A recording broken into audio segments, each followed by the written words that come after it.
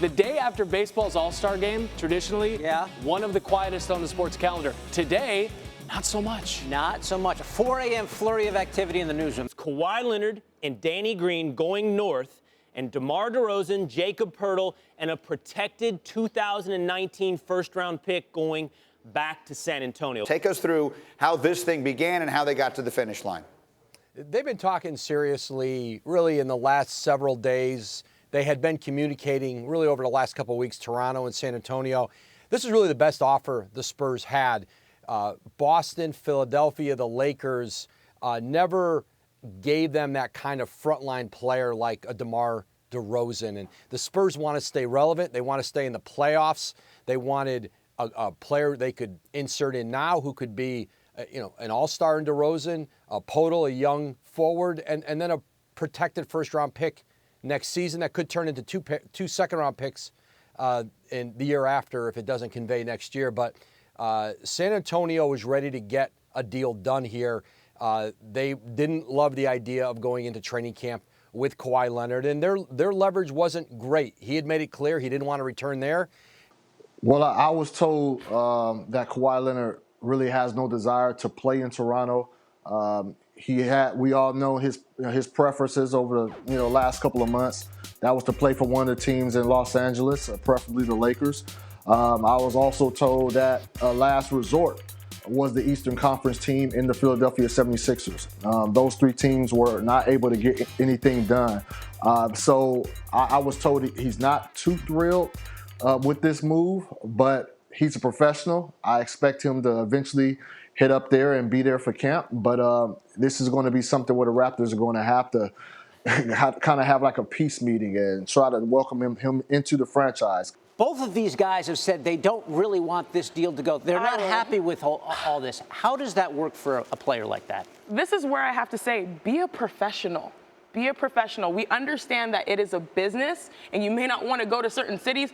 I, went to Stanford in California. I was born and raised in Houston, Texas, and I got drafted to the Connecticut Sun. Now, people said, "Oh, Connecticut Sun, how's that going to be?" And my sister played in LA, Showtime there as well. For me, it's about being a professional, making something good at the opportunity that you have. Kawhi has an opportunity to, have a fresh start in Toronto. DeMar has an opportunity now to play and do something major with another all-star in LaMarcus Aldridge. Be a professional, get your job done. So he ain't happy. It looks like Kawhi's not going to be happy because he may be going to Toronto, which I believe is the exact opposite of Los Angeles. Yeah. What did you say about Toronto? The Los Angeles of Canada. Yeah, exactly. Everyone knows He that. just didn't specify which Los Angeles he wanted to be traded bring to. your passport and your winter coat. Running through the six with my Woj. Kawhi Leonard going to Toronto, what do you think?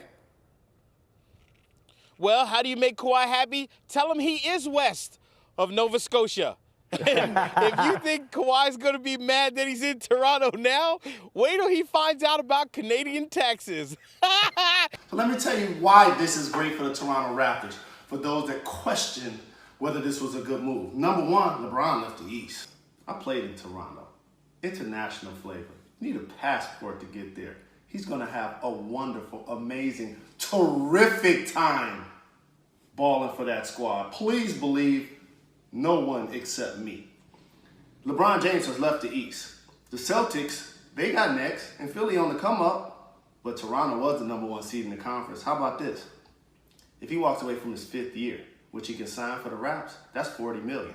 Say he becomes a supermax, that's $60 or $70 million he would have to walk away from to play on his 3rd team in 3 years. This time next summer, I wouldn't be able to do it, but we'll see. How about being off wax? Toronto's in another country, as I mentioned. Masai Ujiri, you got to swing for the fences. You lose Dwayne Casey. You lose DeMar DeRozan. Those two guys showed you they couldn't get it done. And lastly, the Drizzy Drake effect. Will you guys be able to woo Kawhi into staying? Hold on a minute. Hold on. It's my understanding that there would be no math. I'm doing it for you. Thank you. So if he ends up in a year, if he goes to Toronto and then somewhere else after that, what he could have had at 219, going to 141, he will have given up $78 million. And the conspiracy theorists on the internet, and Lord knows there are a few dozen of those out there on their sofa.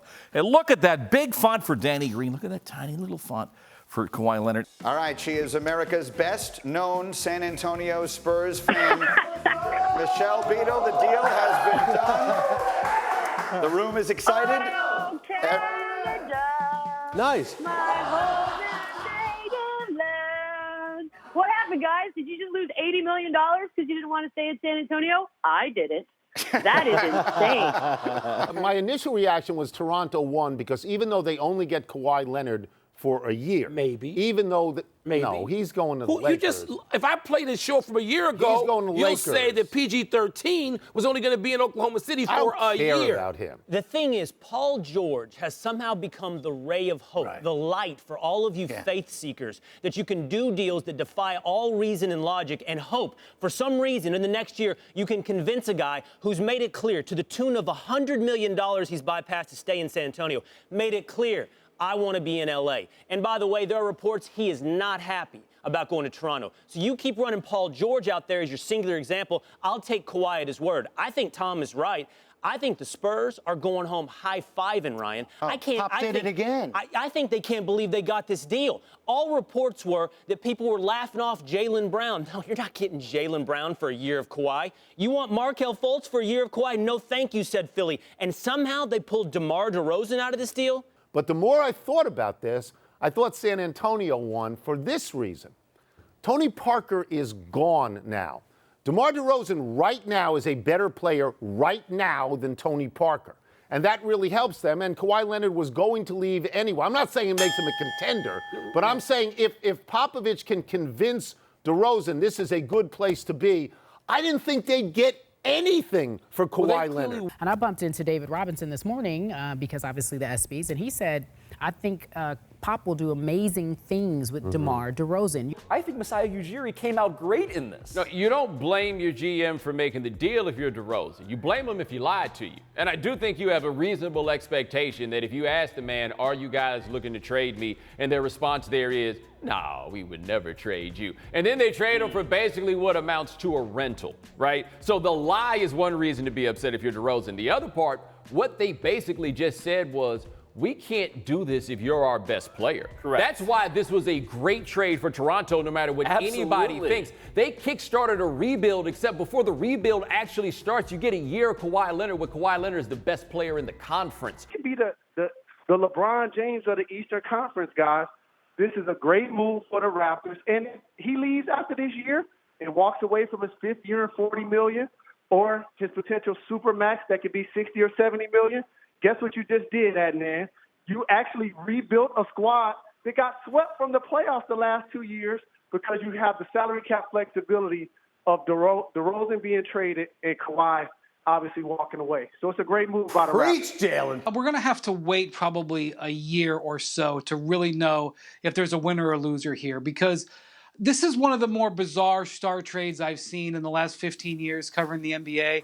Because we don't know about Kawhi Leonard's health. That's a really important factor here. Here's what we know about the Raptors. The way they're built is not good enough, and their two best players weren't good enough. They needed a player better than their two best players. They just got one of them, but they had to get rid of one of them to get him. So I appreciate that the Raptors have made moves. I didn't like the dishonesty from DeMar DeRozan, but DeMar, you didn't see what happened to Coach Casey? Okay? Yeah. So as I break it down, they can compete.